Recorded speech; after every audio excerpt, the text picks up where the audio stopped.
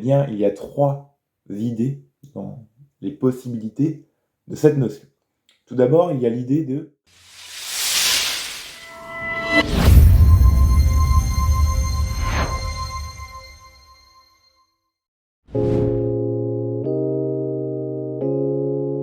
alors les objectifs de cette vidéo sont au nombre de 2. Premièrement, j'aimerais vous faire part de ce qu'est l'autocontrat, puis dans un second temps, j'aimerais vous donner les clés pour pouvoir l'appliquer. Il y a quelques semaines maintenant, je me baladais sur YouTube lorsque je tombe sur une chaîne YouTube qui s'affiche juste ici ou quelque part là, du nom de Raph, qui est une très bonne personne. Et il parle dans l'une de ses vidéos du thème de contrat. Alors cela m'a intéressé et donc j'ai voulu en savoir un peu plus. Sans m'en rendre compte, je pratiquais déjà ce que j'appelle moi l'autocontrat. Alors qu'est-ce que l'autocontrat? L'autocontrat est un outil puissant qui te permet de t'engager envers toi-même. Plus précisément, cela consiste simplement à formuler les intentions, les actions ou encore les projets que tu vas faire pour quelque chose. Mais donc, que permet l'autocontrat? Eh bien, il y a 3 idées dans les possibilités de cette notion. Tout d'abord, il y a l'idée de clarifier ses objectifs. En écrivant tes intentions, tu les rends plus tangibles et donc plus concrètes. Ensuite, on a l'idée de renforcer sa motivation. En effet, l'engagement envers soi-même nous pousse à agir. Ensuite, le dernier point est celui de mesurer ses progrès. Le progrès en général nous donne envie d'avancer lorsqu'on le mesure. Mais pourquoi ça fonctionne? Eh bien en fait, cela provient de la motivation interne de pourquoi on fait cet autocontrat. Selon Edward de Deci ainsi que Richard Ryan, 2 chercheurs en psychologie ainsi qu'en sciences sociales, la motivation interne possède 3 besoins fondamentaux, dont un seul va nous intéresser plus que les autres. Le premier est celui de la relation à l'autre ainsi que de l'appartenance. Il s'agit du fait d'appartenir à un groupe. Le deuxième est la maîtrise et la compétence, le désir de se sentir compétent et de progresser. Et le troisième besoin est celui qui va le plus nous intéresser ici, c'est celui de l'autodétermination. Nous allons agir, nous allons faire des choix en fonction de nos valeurs et de nos intérêts.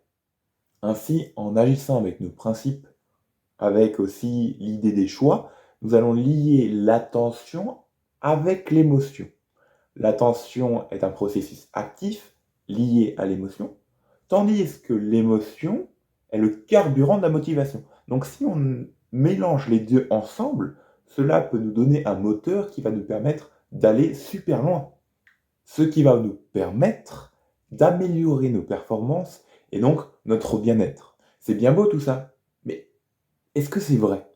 Pour répondre à cette question, il y a eu l'expérience du puzzle de l'intrinsèque, mené par Bluma Zeigarnik, aussi appelé l'effet Zeigarnik. Au niveau du contexte, les chercheurs ont pris des volontaires de différents âges. Et à travers cette expérience, ils ont voulu explorer comment l'engagement intrinsèque influence la persévérance des individus dans une tâche complexe. Pour ce faire, ils ont divisé en 2 les participants pour avoir un groupe A où ces derniers lui auront dit vous pouvez faire le puzzle, il faut être créatif et vous avez autant de temps que vous le souhaitez.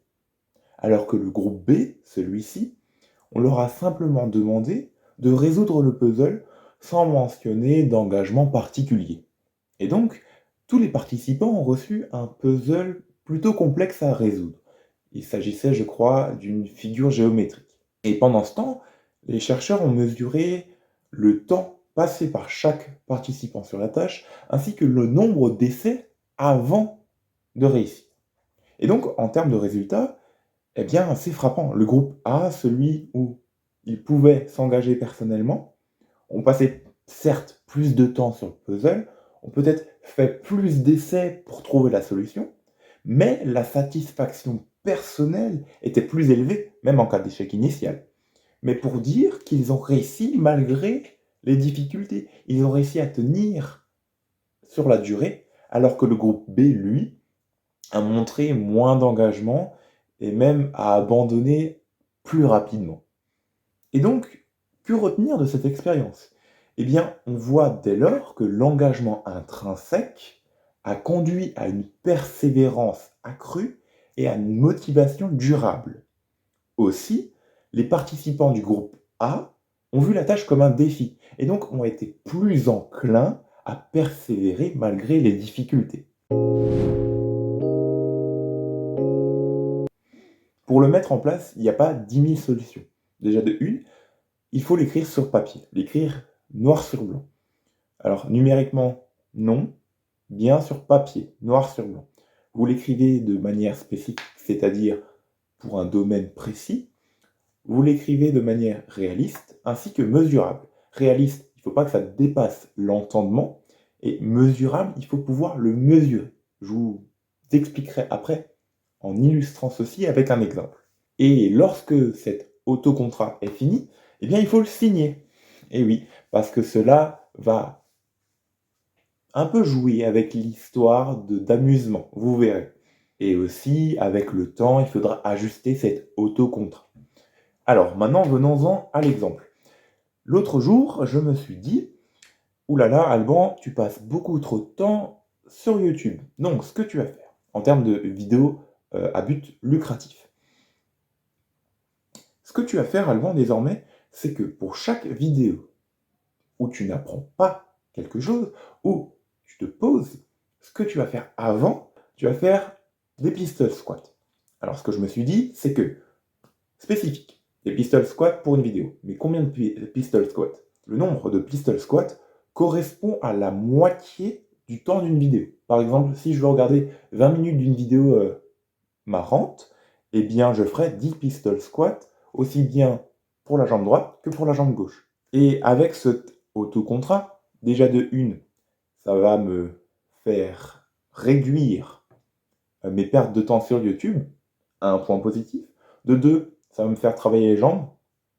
Une partie musculaire que je travaille, on va dire, très peu. Donc, deuxième point positif. Troisième point positif, je vais le voir comme un jeu. Donc, je vais en avoir envie.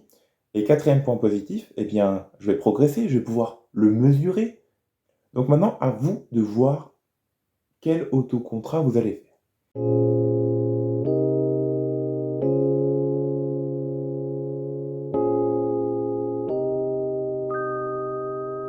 J'espère que la vidéo vous aura plu. J'essaye une nouvelle façon de faire les vidéos. N'hésitez pas à me les écrire en commentaire si vous avez aimé, moins aimé, si vous avez appris quelque chose, si vous n'avez rien appris.